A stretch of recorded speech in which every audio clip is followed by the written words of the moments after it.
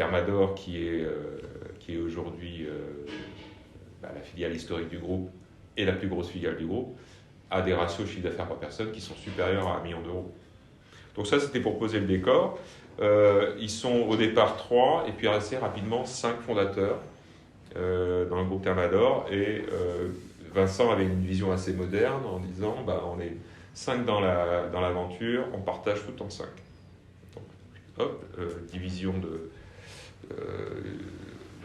des titres par 5, donc ils sont 5 et ils ont 20% des titres. Et il avait d'autres principes, c'est transparence absolue, surtout entre nous associés, mais également avec les salariés qui nous rejoignent. Quand je dis transparence, pour lui, c'était transparence surtout, y compris les salaires. Donc, c'est vrai que bien souvent, on vient nous voir en nous parlant de la transparence des salaires, et moi je reprends toujours derrière en disant il ne s'agit pas que de la transparence des salaires, il s'agit de la transparence d'une manière générale. Et c'est à cette époque qu'il a créé une espèce de rituel qui est toujours valable dans les filiales du groupe.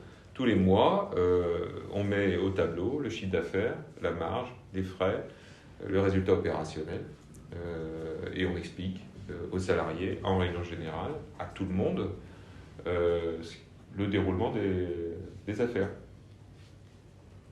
Et ça, c'est extrêmement vertueux parce que, comme il y a une motivation qui est liée au résultat opérationnel, les salariés n'attendent pas le mois de décembre pour savoir ce qui va leur tomber dessus. C'est soit des bonnes nouvelles, soit des mauvaises, mais au moins les nouvelles sont diffusées progressivement tout au long de l'année.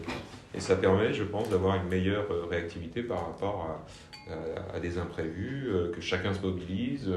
On a continué aujourd'hui un tableau avec une liste alphabétique, le salaire mensuel, le dernier salaire mensuel et le salaire annuel des personnes concernées. La grosse vertu de ce principe, c'est que comme on sait que de toute façon, au moins une fois par an, tout va être mis au tableau, chaque manager réfléchit à ce qu'il va faire au moment des embauches. Alors, cette personne, quelle est son expérience, quelle est sa compétence, est-ce qu'elle a des équivalents dans la société, est-ce qu'elle a des équivalents dans le groupe, comment on va la positionner pour que ça soit fluide, qu'il n'y ait pas de crise. Donc une grosse réflexion au moment de l'embauche, grosse réflexion forcément quand on ajuste les salaires ou qu'on les modifie, grosse réflexion et normalement préparation au moment des entretiens individuels. Parce que forcément, un salarié qui constate que quelqu'un est mieux payé que lui, humainement, va poser des questions. Tiens, telle personne est mieux payée que moi, est-ce que je peux savoir pourquoi? Si le manager n'a pas quand même une bonne idée de l'écart de salaire et une justification, c'est un moment difficile. Donc forcément, ça demande cette discipline, demande là aussi un gros travail de la part des équipes N+1. Le principal intérêt de ce principe, c'est la motivation personnelle. Quand je suis arrivé dans cette boîte, c'est ça qui me plaisait. On avance, on sait où on va, il n'y a pas de choses cachées dans les couloirs, les choses sont claires. Et moi, quand je suis dans un environnement de ce type-là, forcément, je me sens en confiance. Et c'est ça qu'on essaie aussi de cultiver. C'est faire en sorte que les gens soient en confiance dans le groupe Thermador. Confiance dit fidélité à l'entreprise. On a une ancienneté moyenne qui n'est pas loin de 10 ans aujourd'hui, on veut la cultiver.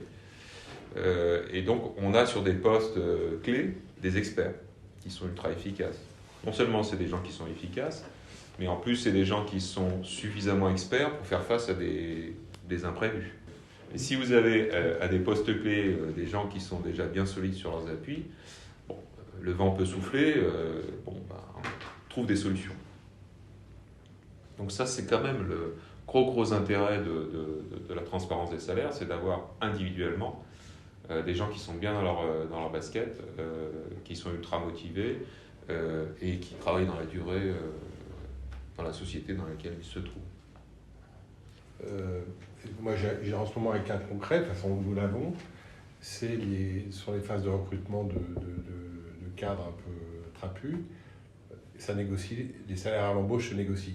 Et donc, c'est où là, il ne faut pas faire trop de bruit parce que un poste équivalent dans l'usine qui se trouve à 500 km, s'il apprend que l'autre est embauché plus cher que moi qui suis depuis 10 ans. Non, alors moi je fais différemment en ce qui me concerne. Mais comment vous gérez ça? Récemment, effectivement, on a recruté des talents qui arrivaient avec une partie fixe qui nous mettait un peu en délicatesse avec nos pratiques.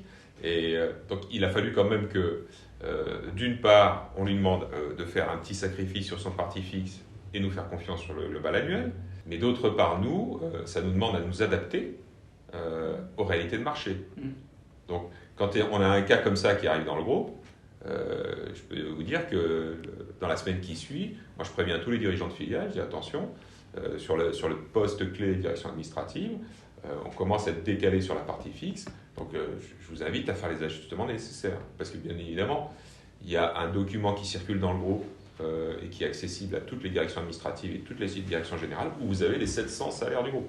Mais vous savez, un des premiers critères pour les salariés d'être bien dans leur boulot, c'est d'être bien piloté. Donc, essayer de faire grandir les équipes de management, c'est quand même aussi une responsabilité des dirigeants d'entreprise. Moi, j'ai une position assez humble sur le sujet. Je dis, ne cherchez pas l'égalité parfaite. On cherche à être les plus équitables possibles. Et on y réfléchit beaucoup, on y travaille beaucoup. Mais l'équité absolue, la justice absolue, ça n'existe pas.